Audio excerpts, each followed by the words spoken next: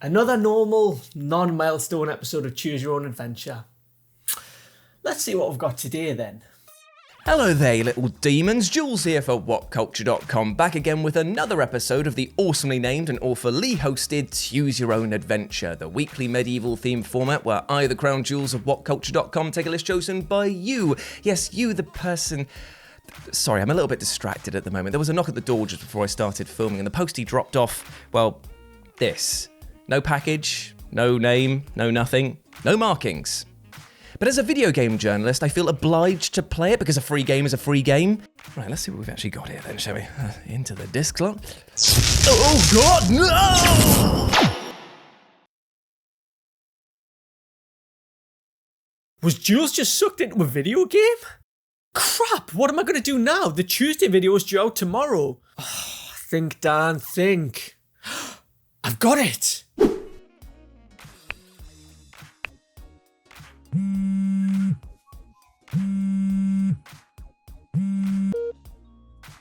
No. Damn it! He's been ghosting me for months. I know. The person who started it all.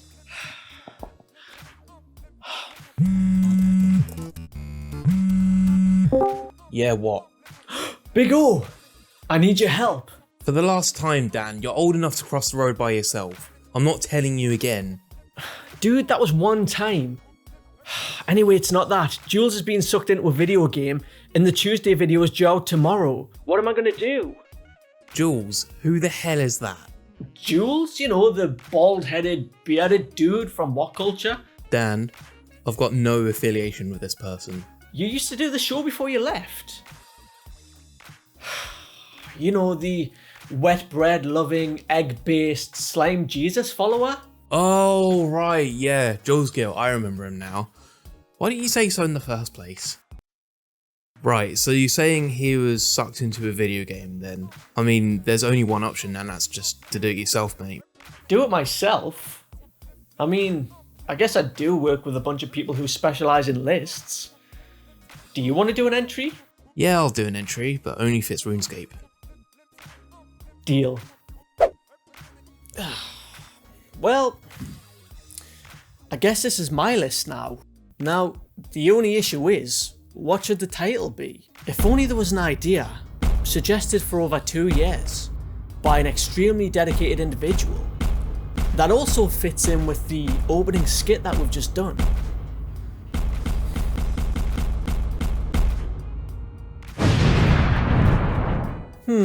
I guess not. Well, with that in mind, I'm Dan from What Culture, and here are 8 bosses Jules could beat if he was sucked into a video game. Now let's get on with the list, shall we? Number 8, Blaine Pokemon. So I spent the last 46 hours meticulously researching a boss from this franchise that I think Jules could beat. Now, I know what you're thinking. Don't all these people have incredibly strong creatures that could kill Jules in less than 1 second? And to that I'd say, well, yeah, you're probably right. But in this scenario, I'm picturing Jules walking up to the gym and challenging the gym leader to some good old-fashioned fisticuffs. So moving down the list, I see Brock, Misty, even Erica. And I think, yeah, they'd probably all beat the crap out of our main man, so I keep looking.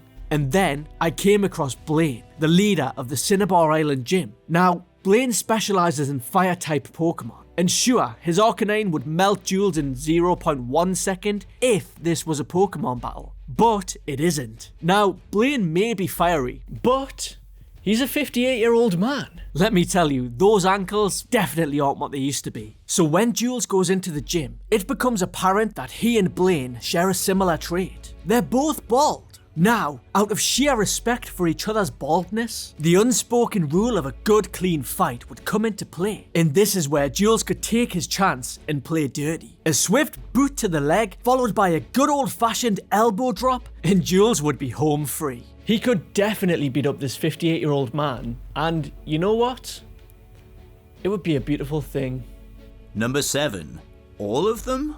No, I'm going to have to stop you there, Dan, because in focusing on all these singular bosses, I honestly think you're missing the forest for the trees a little bit. Now let me explain why. As the long-suffering editor of These Things Suck, RIP that series, I can tell you that there is a little bit more to Jules than his cheeky air of lovability that he puts across all the time. Now, I'm not saying that lovability's an act, it's totally genuine, great guy, but underneath all that, there's a simmering rage, just burning, bubbling away, waiting to get out. I've seen Jules bash the side of his head until brains and viscera leak out into his room. I've seen him fill a studio with gore from repeated mad stabbings. I've seen him pelted with grenade after grenade after grenade, spammed in a checkpoint loop. I've seen that neck vein pulse and pulse and pulse. You remember Jeremy? Yeah, he's not gone away. So that's why I say if we were to harness that rage, Jules could beat not just one boss, not just 8 bosses, any boss. All bosses. He could beat Ornstein and Smo. He could beat Ruby Weapon. He could beat Melania, Goddess of Rot. He could beat that massive guy from Azura's Wrath whose fingernail is the size of the planet. But it wouldn't be much fun for me to just swoop in the second entry of a list and kind of negate the whole thing, so I'm going to settle on one,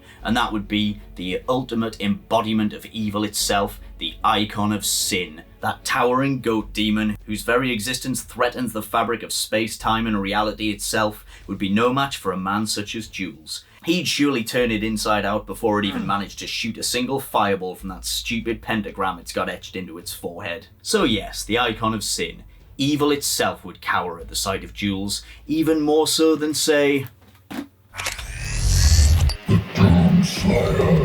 Number 6, Quadratus, Shadow of the Colossus. Jules the Untitled Banter Egg Gill has many real-world skills. The ability to convince me to go down to London for a single day just to play Street Fighter 6 with him. The ability to speak in a texture so smooth, his standard voice is his voiceover voice. But perhaps the most video game-like skill that he's mastered in real life too is climbing sheer cliff faces with just a backpack and a few handholds for company. Thus, I propose that Jules could take down one of the bosses in Shadow of the Colossus. Not number 6, because that one's got a beard and is therefore part of the facial fuzz massif. Not the 11th, because that's the one that's a tiny dog-cat thing, and I think Jules would just probably rather have it in his lap or something. And not the 4th one, because, pro tip, Jules is scared of horses. No, I say that he can take down the lumbering Quadratus. Its speed is about Jules's pace whenever we cover a live event, there are plenty of handholds to latch onto, and he gets a lovely little bow and arrow to play with too. Perfect. Number 5, Ramon Salazar, Resident Evil 4 Remake. Out of all the video game worlds one would not want to get sucked into, Resident Evil is right up there. Horrific monsters, constant outbreaks of zombies, and doctors who we can only assume prescribe deodorant cans full of healing spray and multicoloured herbs for any diagnosis. So when I say Jules could quite easily face down Ramon Salazar from Resident Evil 4 Remake, understand that it comes from a place of confidence. Now, as we all know, Jules also goes by the moniker of Egg Daddy, thanks to his gloriously shiny dome, and this is exactly why I picked this particular boss fight. In Resident Evil 4 Remake, there's a sub-objective that asks Leon to deface a painting of Salazar in a particular fashion. The room with this painting just so happens to be home to a few chickens who will sporadically lay eggs, and players figure out their course of action pretty quick. What makes this extra awesome is that it didn't take long for clever folks to use this information elsewhere, and yes, sure enough, the actual Ramon Salazar has an inexplicable weakness to eggs. He can go down in 2 or 3 throws, and that's no joke. Okay, yes, fine, that was terrible. So basically, all Jules needs to do is throw himself full tilt at Salazar like an egg-headed missile. Just watch out for all of those teeth. I'm sure you'll be fine. Number 4, Rick the Door Technician, Star Wars Jedi Survivor. The Star Wars universe has plenty of hard bastards in it. I mean, you've got that old ballsack Palpatine, you've got no-chill Vader, you've got Luke, you've got Obi-Wan, you've got Windu, Ahsoka, you've got Maul, you've got Grievous, you've got Turgle, and you wouldn't want to mess with any of them. But it took until the most recent game, Star Wars Jedi Survivor, for the series to get its real apex predator. You know, the one singular being who could wreck all of those people that I've just mentioned combined, hands down. It's a boss who, probably if he wanted to, could create a new Big Bang and recreate the entire universe in his image. That's how powerful he is. And I am, of course, talking about Rick the Door Technician. Can barely say that with a straight face, to be honest. Anyway, no, he's serious business. I mean, just look at this guy. The sheen, the power, the venom. You would not want to mess with him. And because of that, I know what you're probably thinking, how the hell could Jules take on a guy like this? Well, let me tell you. It is, in my opinion anyway, a testament to the love that I have for my great friend and colleague that I think if he tried, if he trained, if he put his all into the fight and really looked at death in the face, he might, maybe be able to beat Rick. And I'm stressing maybe there, it's like a 50-50 chance. And hey, wouldn't that be impressive? Because I mean, the guy who takes down Rick has to be pretty strong, right? Number 3, the Giant Mole. Old school RuneScape. Right then, you wet egg on scrambled toast. Listen up. You want to get out of this game? Then take on the easiest bastard in this video. The Giant Mole in old school RuneScape. That's right, I'm talking about RuneScape, and there's no stopping me. First off, you'll need 2 things to chuck into your inventory.